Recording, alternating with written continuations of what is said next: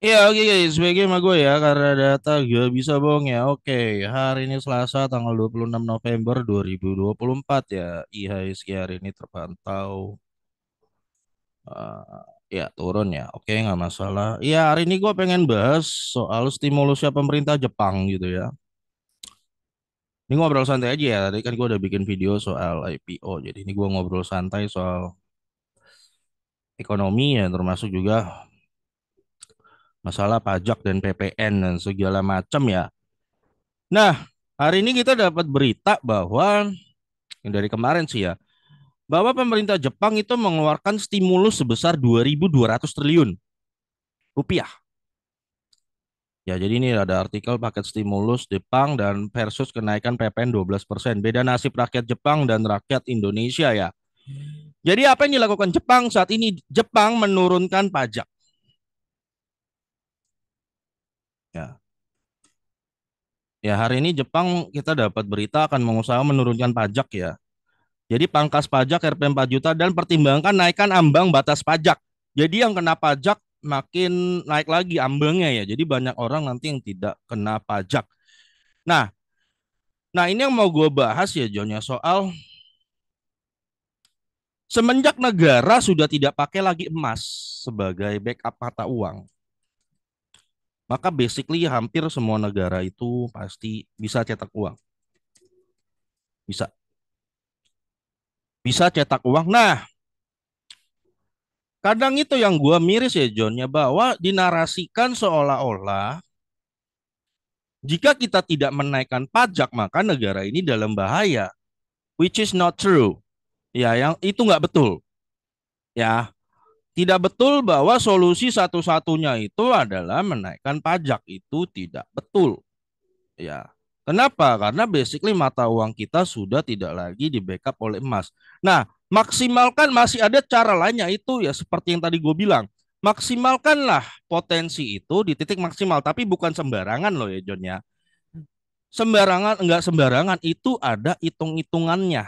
Jangan sampai opsi ini belum diambil, belum dipertimbangkan,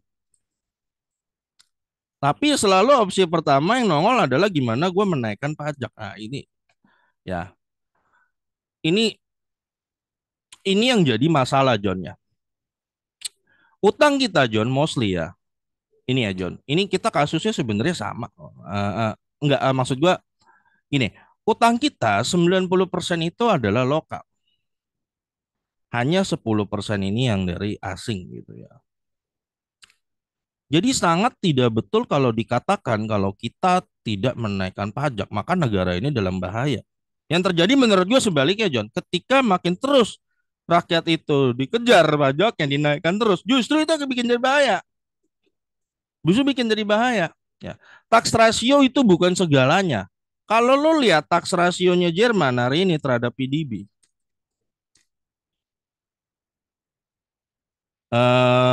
tax rasio Jerman ya.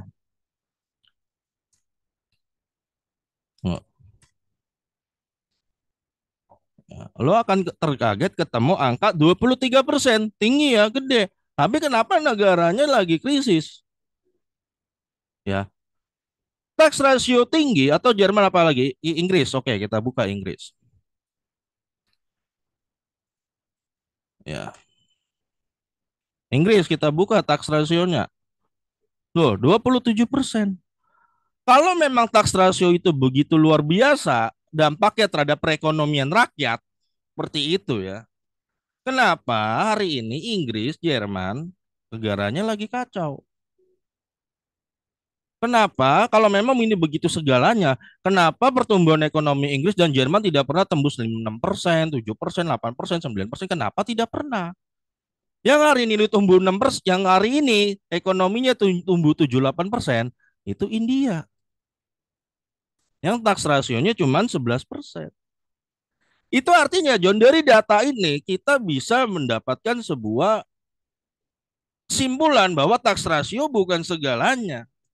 Jadi adalah keliru kalau mengira kita semakin meninggikan tax ratio negara kita bakal meledak ekonominya. Salah. Kalau lu lihat hari ini Inggris Jerman malah makin hancur. Jadi tax ratio bukanlah faktor utama yang harus dikejar-kejar kalau menurut gua. Ya itu kita kan, gua baru sebuah data kan, baru gua kasih lihat. Nah demikian juga John ya, narasi bahwa kalau kita tidak naikkan pajak negara dalam bahaya itu tidak betul ya. Karena semenjak mata uang itu tidak lagi di backup oleh emas, negara itu bisa mencetak uang untuk menutupi defisit anggaran mereka, itu bisa tanpa harus ngutang ke luar negeri ya. Inilah yang dilakukan Jepang selama bertahun-tahun dan tidak bangkrut. Coba lo lihat rasio utang Jepang terhadap PDB ya, itu 226%. Dengan utang sebesar ini loh, katanya bangkrut, tapi utang sebesar ini dia masih bisa cetak 2000. Itu jadi stimulusnya Jepang 2.200 triliun ini hasil dari mana? Hasil dari cetak uang. Ya, cetak uang. Bangkrut nggak? Enggak. Ya. Nah, itu artinya gini, ketika seorang pemimpin tahu kelebihan dan bisa memaksimalkan apa yang ada dalam negara gua tahu kelebihan negara gua begini begono, masih ada opsi lain selain pajak, dan dia bisa memaksimalkan maks itu semaksimal mungkin ya, bukan bukan asal-asalan loh ya John ya, bukan asal-asalan. Maka dia bisa menghindari opsi pajak, dan dia melakukan ini, pemerintah Jepang mengatakan melakukan ini demi kesejahteraan rakyatnya nih, lu baca ya. Ya, pemerintah Jepang memberikan kado kepada rakyatnya berupa paket stimulus senilai ribuan triliun rupiah untuk menopang belanja konsumen supaya konsumen makin belanja. Ya, kalau menurut gue ya, kalau pemerintahnya cara berpikirnya yang gue nggak bilang pemerintah secara keseluruhan lah. Mungkin hanya beberapa orang aja ya. Maksudnya berkepentingan di bidang ini ya, peduli sama rakyat ini, ya, ya. Harusnya dia berpikir gimana orang Indonesia ini semakin makmur, bukan berpikir gimana cara gue narik. Ya nggak? Gimana cara gue narik ini dari rakyat, bukan begitu. Nah, itu John, perbedaan pemerintahan ya. Pemerintah Jepang menyetujui paket stimulus ekonomi komprehensif senilai 1,140 miliar dolar atau sekitar 2.230 triliun. Duit dari mana dia cetak, Joni? Tapi cetaknya nggak ngasal ya. Cara ngitungnya gimana tuh John ya? Jadi gini John, cara ngitungnya ya, cara ngitungnya. PDB-nya Jepang itu 65.000 triliun rupiah kira-kira. Nih PDB Jepang 65.000 triliun rupiah ya. PDB Indonesia itu 22.000 triliun rupiah. Ya. Ini Indonesia John ya. Nah kadang, nah ini yang mau gue bahas ya John. Jangan sampai kita terlalu takut, terlalu strict sama peraturan, gitu ya. Oh, strict sama peraturan, ya ketakutan. Ya, ketika pemerintah Jepang nambah 2.000 triliun untuk mencetak gitu ya, 2.200 lu bagi aja ke 65.000, maka itu cuma 3,3% John dari total PDB-nya Jepang. Makanya pemerintah Jepang berani, berani. Karena dia berasumsi ya, kalau kita lihat Jepang kan cenderung negaranya deflasi ya. Kalau dia cetak uang segini udah dihitung, ya paling banter inflasi naik 1,5%, ya segede apa sih inflasi segitu? Segede apa sih? Gitu. Dia tahu kekuatan negaranya ya, dan dia menganalisa situasi global dan suku bunga The Fed tinggi, dan dia baru membuat kebijakan berdasarkan setelah pengamatan itu ya. Ingat ya John, namanya hukum, hukum itu kan dari bahasa Arab al-hukmu ya, hukum. Nih John ya, kadang paling bahaya itu ketika pemangku kebijakan penafsir hukum itu tidak mempunyai hikmatnya. Nah ini John ya, ini akar katanya sama dengan kata hikmat dalam bahasa Arab dan juga kata hakim. Oh jimat sih, hikmat. Nah, artinya seorang penafsir yang mau menegakkan hukum, dia harus mempunyai hikmat, kebijaksanaan. Barulah dia bisa menafsir. Makanya terakhir kalau lu perkara kasus hukum apapun ya pasti diserahkan kepada hakim. Hakim dianggap adalah kata sifat ya orang yang bijaksana. Ya, harus bisa mengambil keputusan berdasarkan kebijaksanaan, berdasarkan situasi, menafsir. Contoh, membunuh itu tidak boleh dalam undang-undang. Tapi ketika kasusnya dia lagi dibegal tengah jalan, dia melawan pembegal, dan dia membunuh si pembegal itu, maka baik polisi maupun hakim harus bisa menggunakan hikmat bahwa dia tidak bersalah karena dia membela diri meskipun dia melanggar undang-undang. Tidak salah. Jadi harus ditegakkan berdasarkan hikmat. Ya, demikian juga kalau lu lagi lampu merah gitu kan, John. Polisi lalu polantas dia harus punya hikmat ya. Ada lampu merah dan lu lihat ada ambulan nih, udah yang di dalamnya udah mau mati orangnya. Ya, polisi harus punya hikmat bahwa lu boleh langgar lampu merah itu. Undang-undang dilanggar demi keselamatan. Itu namanya hikmat. Nah, kadang kita mirisnya yang kita lihat sekarang adalah kebijakan, maaf ya, kebijakan dibuat tidak melihat ini suku bunga The Fed tuh lagi tinggi, John. Orang masyarakat udah kesedot duitnya sama BI, suku bunga tinggi. Masih terus dikatakan, oh kami sudah pajak PPN 12% ini sudah sesuai dengan undang-undang loh. Ini sama aja lu ngelihat polisi ada ambulan udah mau mati orangnya dia tetap kokoh. Lu tunggu lampu hijau dulu.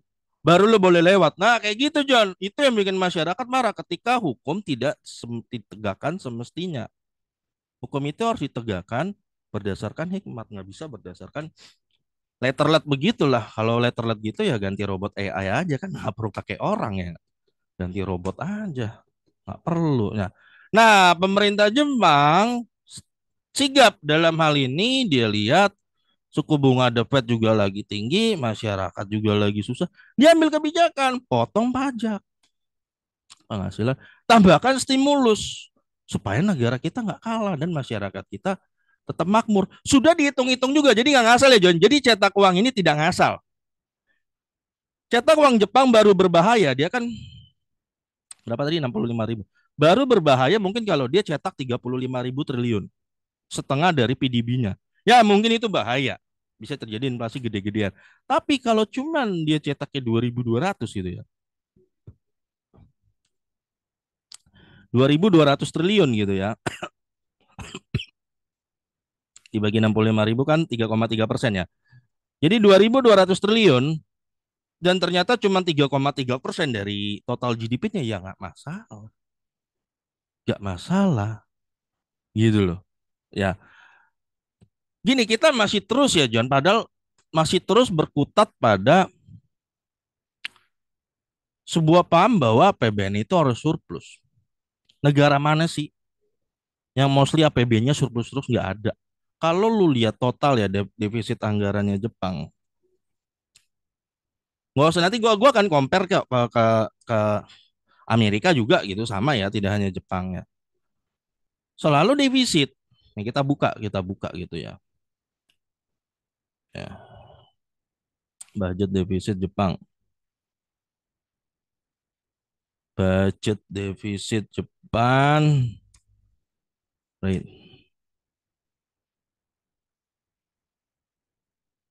Mungkin ini ya. Ah ini ya, ya benar-benar. Oke, kita buka. Ini Jepang. Nah, ya ini lo kalau boleh lihat ya dalam 10 tahun aja. Dia selalu defisit, John. Tuh. Defisitnya gede-gede 4 ya. Artinya pemerintah Jepang selalu mencetak uang baru untuk berhutang.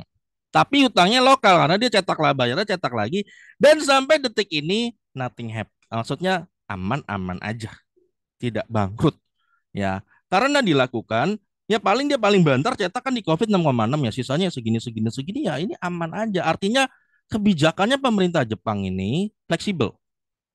Ditafsir secara dilakukan oleh orang-orang yang memahami undang-undang pun juga secara fleksibel gitu loh. Penuh dengan hikmat. Bukan letterlet ya, bukan letterlet gitu loh ya. Kapan dia surplus nggak ada ya. Jadi di tengah saat ini kita sudah tidak lagi pakai backup emas gitu ya. Masih memikirkan surplus itu sudah ya kita bicara Amerika aja dulu. Oke, ngomong US ya. Coba US, Amerika. Budget defisitnya Amerika deh kita lihat deh. Kapan dia surplus? Jarang, bisa dihitung pakai jari lah. US budget deficit rate.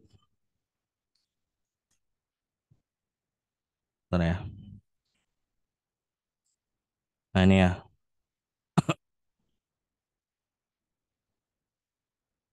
Nah kalau gue lihat ya John di Indo ini, nah ini lihat tuh, kapan dia surplus John dalam 10 tahun terakhir? Kapan Amerika surplus? Kapan? Nggak pernah. 10 tahun terakhir ya. Ya mungkin kalau nggak salah terakhir dia surplus tuh kalau gue baca tahun 2000 sekali doang. 2000 2001. Mostly dia cetak uang baru untuk membiayai. Ya memang terjadi inflasi, tapi kan udah dihitung paling inflasi gini berapa sih? No. Malah sekarang 2023 dia defisitnya 6%. Cetaknya 6%. Nah, kita ada undang-undang di Indo. Nah, seperti ini ya, John. Nah, ini sumber masalahnya selalu lagi-lagi kalau menurut gua ya menafsirkan itu secara letterlet, tidak fleksibel, tidak berdasarkan kalau menurut gua hikmat lah. Undang-undang defisit anggaran 3%. Nah, kita ada jadi gini John ya. Kita nih ada undang-undang defisit anggaran ditetapkan maksimal sebesar 3% dan tidak boleh lebih dari 60% PDB. Undang-undang. Nah, hal ini yang oke. Oke. Nah, hal ini menyebabkan kalau kalau dipegang oleh orang yang strict, ya John, pokoknya nggak boleh 3%, nggak boleh lebih, nggak boleh. Kalau lebih nggak bisa ini, nggak boleh dilebihin karena melanggar undang-undang. Kalau gitu, kita harus naikkan pajak. Kalau ada kurang-kurang, masih ada kurang-kurang, situasi lagi kayak gini, wah kita naikkan pajak supaya pemerintah penerimaan lebih banyak supaya bisa nambal. Nah, ketika kebijakan ditafsir, ngerti ya maksud gue John ya? Ketika kebijakan ditafsir sekaku itu, ya udah, inilah yang lu lihat sekarang. Ya. Tapi kenapa Jepang tidak melakukan itu? Kita lihat Jepang. Kita buka John. Ya. Mana tadi tuh kita buka lagi deh defisit budget defisit Jepang. Nah, ingat ya di Jepang itu sebenarnya tahun ini juga udah defisit. Tapi dia tambahin lagi 3%. Kenapa? Dia bertindak sesuai dengan bergerak sesuai dengan kondisi, bukan dibalik. Gitu loh. Nih kita lihat. Kalau lu lihat budget defisitnya,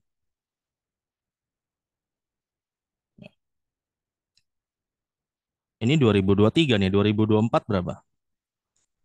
Nih 2024 ya, dia itu udah ini 2022 nih. Berapa sih 2024 budget defisit Japan in percent? Ya, -6 ya. Nih, ya. -6%. Ya, sebenarnya udah -6%. Tapi dia masih kasih stimulus 2.200 triliun. Artinya nambah 3% lagi. Berarti nanti total jadi sekitar 9. Ya kenapa dia melakukan itu? Karena situasi globalnya lagi begini. Ya, tidak perlu menaik. Justru dia turunin pajak. Ya, justru dia nurunin pajak. Ya, pajak penghasilan nih dia dia turunin nih mana nih? Tunggu bentar. Jepang potong pajak ya. Nah, pemotongan pajak permanen ya untuk atasi dan juga pertimbangkan naikkan ambang batas orang kena pajak ya yang kita baca. Jepang pertimbangan naikkan ambang batas pajak ya dan stimulus baru John ya. Jadi ya pemerintah Jepang mempertimbangkan untuk menaikkan tunjangan pendapatan dasar bebas pajak dan pemotongan pajak permanen yang efektif ya dilakukan untuk membantu meringankan kendala bagi pekerja. Ya, jadi gue bilang ya John, ya, negara kita bukan nggak bisa sama, kita bisa mengambil langkah yang diambil oleh Jepang, bisa. Cuman ya masalah di pemegang kebijakan. Kalau dia orangnya baik lagi, kalau dia adalah orang yang strict, dia tidak akan melakukan itu, tidak akan melakukan itu. Ya, strict. Padahal menegakkan hukum itu perlu ya hikmat, ya kan? Hukum harus ditafsir dengan hikmat, ditegakkan juga berdasarkan hikmat. kebijaksanaan. Ya, sekarang suku bunga The Fed lagi tinggi. Contoh, ini banyak mungkin orang yang di atas nggak tahu ya, apa mungkin terlalu kaya gitu kan nggak tahu. Lu orang bayar KPR misalnya normalnya dia 2,3 juta per bulan nih. Ini yang rumah mungkin di range 300 juta ya, 200 300 juta. Dengan suku bunga The Fed yang tinggi gini, BI ikutin naik ya. Dia udah keluar jadi 3,3 lah. Jadi dia harus ngeluarin 1 juta lebih mahal daripada biasanya. Otomatis 1 juta si A ini, si orang ini udah kemakan. Dan dia ini orang ini hidupnya udah mau mampus-mampus sebenarnya, John. Udah mau mampus-mampus di bawah itu ya. Udah mau mampus-mampus. Nah, ya mungkin takutnya yang di atas itu pemilihan kebijakan tidak tahu, tidak tahu. Ya pokoknya yang dia yang ditahu ya cuman pokoknya gue sesuai undang-undang udah bener kok, batas batas anggaran defisit 3% udah bener, nggak, gue nggak salah, tanpa dia melihat sisi sosiologi sosial segala macam aspek dia pertimbangkan, dan tidak melihat ke bawah juga orang lagi susah. Di saat orang lagi susah di negara lain, dia di Jepang dia memotong pajak, menambah stimulus. Di negara kita bagaimana kita tambahkan PPN nih, kalau bisa 12%, kalau bisa 13% gitu ya. Terus kita tambahkan lagi apalagi iuran gitu ya. Tapera misalnya, kita tambahkan lagi asuransi wajib ya. Gua takut ya nih John, yang di balik ini semua nggak ngerti di bawahnya udah memampus. Takutnya gua di bawah tuh orang tuh udah mau mampus. Banyak, udah banyak usaha gulung tikar ya, takutnya. Nah, itu John ya. Ya itu John. Jadi bisa nggak Indonesia melakukan? Bisa. Kita kan PDB 22.000. Ya. Emang oke katanya gini loh, kita menganggap remeh negara sendiri ya. Ini PDB Indonesia kan sekitar 22.000 triliun. Kadang cuman masalah katanya PPN 12% itu bisa menaikkan pendapatan 80 triliun. Cuman 80 triliun. Kalau lu tambahin 1% lagi aja. 22.000 1%-nya berapa? Lu bisa dapat 220 triliun. 1% doang nih dari PDB nih. Tanpa lu harus mengambil opsi pajak di sini. Karena lu ambil opsi ini 80 triliun dari PPN itu ya, lu yang jadi sasaran itu rakyat. Ini dia akan makin susah. Tapi kalau lu ambil opsi seperti pemerintah Jepang, take opsinya, ya mungkin terjadi inflasi ya paling 1%. Setinggi apa sih itu? Gitu. Nah, itu yang gue bilang ya, kita tidak memaksimalkan, ada sebuah potensi tidak dimaksimalkan. Bukan asal-asalan. Asal-asalan itu kayak begini, John. Kita PDB cuma 22.000 triliun, kita cetaknya 11.000 triliun. Ya udah pasti inflasi 60% lebih nih. Ini yang namanya ngawur. Ini namanya ngawur. Ngawur. Ya, tapi kalau kita punya 22.000 triliun ya sedikit lu nambah lah, paling 220 triliun. Di mana sih beratnya itu efeknya emang bakal seberat apa sih? Ya makanya pemerintah Jepang dia tambahkan 2.200 triliun, 2.200 triliun, karena dia tahu PDB gue 65.000 triliun gak bakalan ngefek banget, gak bakalan berbahaya banget, gak bakalan bahaya. Dia tahu negaranya, kemampuan negaranya dia maksimalkan tanpa harus mengambil opsi menaikkan pajak gitu. Tapi kan kalau ya gue semoga ya John, gue berharap ini arahnya jadi lebih baik gitu ya. Tapi ya lo tahu sendiri ya, sangat miris ya John, ya dilihat di Jepang gitu, dikasih stimulus, kita malah terus di ya gue menilai kenapa nggak bisa fleksibel, itu loh yang gue kadang kadang apa ya, ada unek-unek ya. Ya platform gue ini memang kecil ya, tapi semoga ikut membantu ya orang-orang yang juga lagi udah mau mampus ya soalnya sekarang ya. Lihat kondisi sekarang. Nah kayak gitu ya John ya. Nah itu aja John. Jadi ini cuma konten unek-unek aja. Apakah ada hubungan di saham ya? Sahamnya ya kalau deflasi terus ya susah naik aja. Seperti itu. Kalau banyak usaha bangkrut ya daya beli kan makin melemah. Biasanya saham itu kurang oke. Ya John, semoga gitu ya John. Semoga didengar sama yang Bukan, sebenarnya udah banyak ya, kalau lu buka konten YouTube tuh udah banyak orang yang protes soal ini. Kalau gua kan kecil ya, paling nggak terlalu nyampe. Udah banyak platform besar juga, influencer besar juga yang udah bahas masalah ini. Ya kalau memang nggak terjadi, nggak didengar juga, ya udah John, kita nggak bisa ngapa-ngapain. Seperti itu ya. Namanya juga kita cuma rakyat, seperti itu ya. Ya semoga yang di atas nyadar ya, seperti itu. Ya gua nggak mengeneralisasi ya, mengeneralisasi seluruh pemerintah, enggak. Yang di bidang ini aja kalau menurut gua. Semoga semoga bisa memimpin dengan hikmat, seperti itu ya. Oke, sampai ketemu lagi di video berikutnya, karena data nggak bisa bohong ya.